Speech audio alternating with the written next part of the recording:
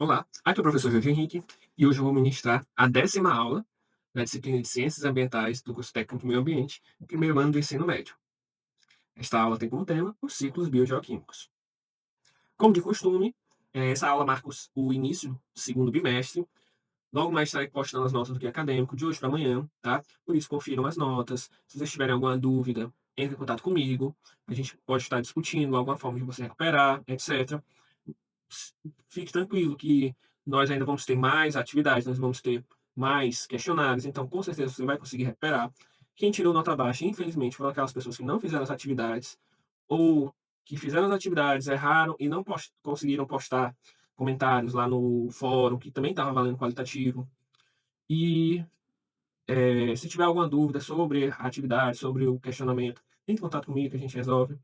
Sobre o acompanhamento da aula, esse acompanhamento que eu estou propondo é um acompanhamento aula a aula, portanto, é interessante que os alunos participem, não deixem de fazer as atividades, tentem fazer com antecedência, não façam em cima da hora, tá bom? Que isso prejudica o seu aprendizado. É, e da forma que eu estou acompanhando, eu estou atribuindo 5 pontos qualitativos pela participação do aluno, que já é um mérito muito grande. O aluno pegar, é, ser participar dessa modalidade que é totalmente nova, ele encontrar tempo para estudar, mesmo com um cara de distração em casa, então, mesmo com um cara de problemas que estão ocorrendo, já é um mérito muito grande do aluno, mas eu vou ser mais criterioso. Eu fui muito generoso no primeiro bimestre, vou ser mais criterioso. Eu não vou estar aceitando tarefa atrasada, não vou estar aceitando tarefa depois do prazo, tá bom? Por isso, prestem atenção, façam com antecedência, tirem as dúvidas também geram pontos qualitativos, tá bom? E, de maneira geral, estou muito satisfeito com a turma. A turma, ela vem apresentando um bom rendimento, um bom aprendizado. Pelas respostas que estou vendo, pelos comentários, eu estou muito satisfeito com a turma. Queria parabenizar vocês e sempre dizer para vocês continuarem voando alto, sonhando e estudando, porque estudar vai proporcionar uma melhor qualidade de vida, um melhor entendimento da sociedade, do mundo como um todo, tá bom? E nesse clima de otimismo e de parabenização, vamos começar a nossa aula. Os ciclos bioquímicos são ciclos no qual as matérias, os nutrientes são passados do meio vivo para o meio não vivo, né? A matéria viva e não viva. Esses nutrientes, esses elementos, eles vão circulando ao longo do mundo. E esses ciclos, eles ocorrem todos de uma vez. Nós só dividimos para poder estudá-los. E os ciclos, eles geral, recebem o nome do elemento ao qual eles estão estudando e eles estão caracterizando. Por exemplo, aqui do lado nós temos o ciclo do carbono, que busca estudar as várias fases, os vários reservatórios por onde o carbono passa. Os ciclos também envolvem compartimentos, mecanismos de transferências e a energia. Sobre esses três aspectos nós vamos discutir mais a fundo. Sobre os compartimentos de um ciclo biogeoquímico, nós temos os reservatórios, que são onde esse elemento ele é encontrado. De forma geral, nos reservatórios, os seres vivos não conseguem ter acesso a ele, certo? E nos reservatórios ocorre de forma mais lenta. Por exemplo, na imagem aqui, nós estamos vendo uma mineradora, né, um local onde é retirado o minério de fósforo para fazer diversas atividades, diversos fármacos. O outro compartimento é o elemento na forma de nutrientes, que eles já o elemento já vai estar numa forma em que os seres vivos conseguem absorver, conseguem utilizar. E aí, eles podem ser utilizados pela maioria dos seres vivos, e nesse ciclo ocorre uma rápida circulação desse material. E por último, compartimento biológico, que é constituído por todos os seres vivos. No caso aqui das imagens, nós temos o fósforo, presente no nutriente no solo, ele é absorvido pelas plantas. Quando chega nas plantas, ele vai compor a molécula de ATP. Então, temos o fósforo mineral no solo e nas células. Os mecanismos de transferências podem ser diversos. Esses elementos eles podem ser repassados de diversas formas, através da cadeia alimentar, através da fotossíntese, e envolvem diversos processos. De forma geral, os nutrientes podem ser tirados por processos geoquímicos, como a erosão, sedimentação, entre outros, mas também os organismos atuam diretamente para a transferência desses nutrientes. Atualmente, o ser humano, como de costume, ele é um grande agente nessa retirada dos nutrientes. Ele é um agente que causa grandes transformações e grandes retiradas de nutrientes principalmente dos reservatórios. E para que esse elemento ele se desloque de um nutriente de um local a outro, é necessário energia. E o ser humano passou também a utilizar essa energia para produzir energia elétrica. Nós vamos discutir no próximo assunto, depois de ciclos biogeoquímicos. Temos diversos tipos de energia elétrica: solar, eólica, bioquímica. E, porém, uma parcela dessa energia é utilizada realmente para mover os elementos. A outra é perdida na forma de calor. Então, a maioria desses ciclos eles ocorrem de forma lenta e produzem muito calor. Bom, para que esses ciclos aconteçam, é necessário que haja um reservatório, uma transferência de um reservatório, pode ser atmosférico, na hidrosfera ou na crosta, e esse reservatório eles vão se alterando, eles vão mudando.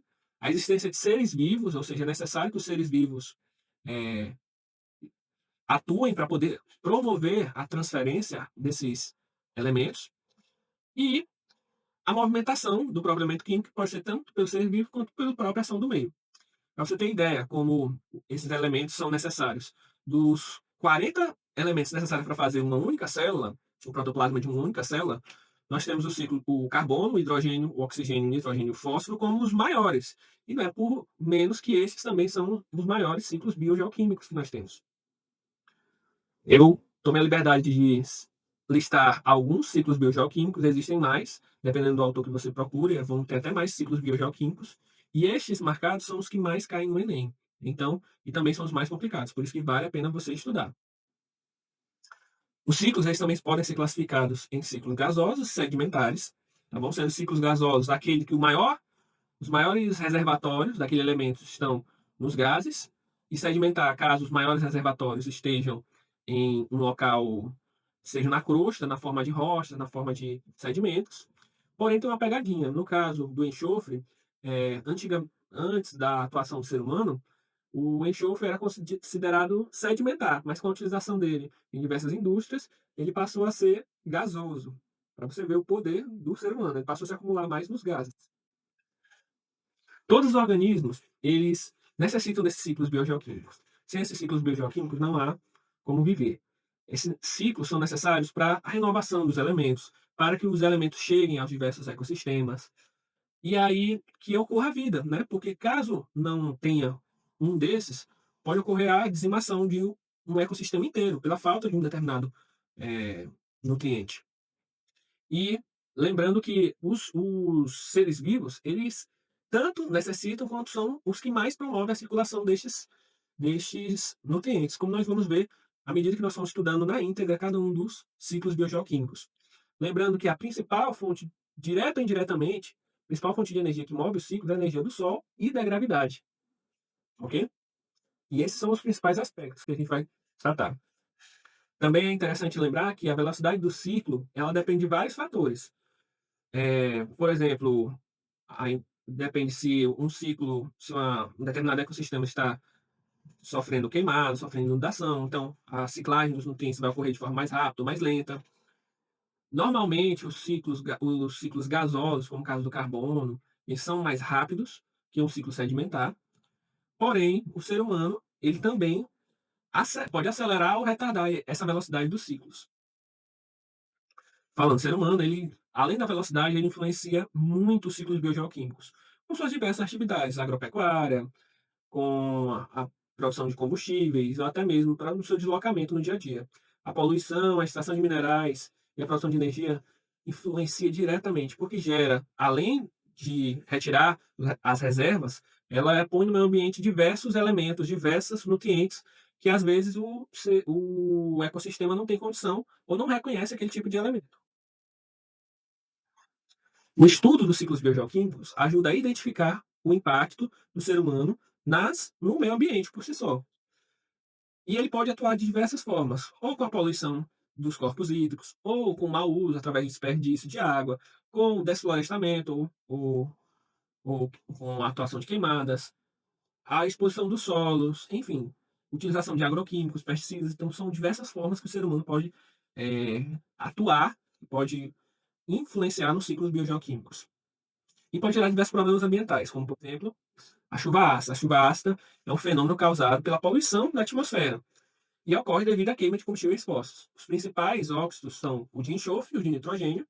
Vale lembrar também que toda chuva é ácida, tem um pH por volta de menor que 7, por volta de 5 ou 6. Mas a chuva propriamente ácida é aquela chuva que tem um pH 4,5, ou seja, um pH extremamente baixo e pode causar tanto problema de pele como a destruição de diversos eh, seres vivos e até mesmo de estátua, como é representado aqui nessa foto. Uma estátua que foi corroída pela chuva ácida. Além disso, a eutrofização, que é o acúmulo eh, desregulado de nutrientes ou de matéria orgânica, pode ser muito prejudicial para o meio ambiente. Impacta principalmente os corpos d'água por causa do despejo de esgoto doméstico. Vocês vão ter uma disciplina só para falar sobre eutrofização e poluição. Então, calma, vocês vão aprender mais, tem muita coisa sobre isso. E o outro é o efeito estufa. O efeito estufa é um fenômeno natural que ele serve para conter a radiação e o calor na Terra, para evitar que esse calor ele se desprenda da Terra à noite, para manter o calor e manter a vida na Terra. Contudo, o ser humano tem intensificado esse fenômeno através da liberação de um volume muito grande de gases de efeito estufa, como o vapor de água, o dióxido de carbono, o metano e o dióxido de nitrogênio. Além disso, ele produz outros gases, como os gases fluoretados, que atuam diretamente prejudicando esse ciclo. Mas, mais especificamente sobre o efeito estufa e esses outros problemas, nós vamos estudar ao decorrer da aula, que nós vamos debater mais e mais o ciclo do carbono, do nitrogênio e do enxofre da água. Então, à medida que nós formos falando dos ciclos, vocês vão entendendo melhor. Por hoje é só. Eu peço que vocês deem uma lida no material da apostila, está bem completo. Para caso tenham alguma dúvida, entre em contato com o professor. Se possível, já vamos estudando alguma coisa dos ciclos, porque são muitos ciclos e, em geral, é um assunto que cai muito no Enem. Então, é fundamental que você já vá pesquisando questões, tirando dúvidas, para também já acelerando o conteúdo, tá bom? E por hoje é só. Queria agradecer a presença de todos. Grande abraço. Até mais.